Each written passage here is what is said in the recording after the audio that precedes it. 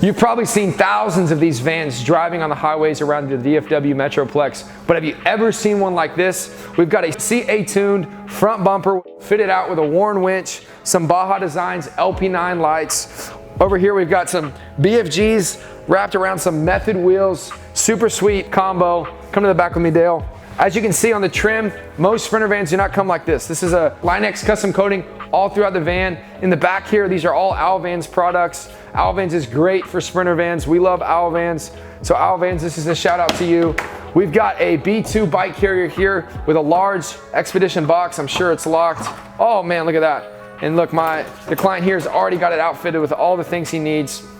Over here we've got our ladder and tire carrier, of course with a spare tire in case anything ever happens, the spare fuel that, you know, looks cool but no one actually ever uses. Maybe you're going to use it if you're going to go off-roading.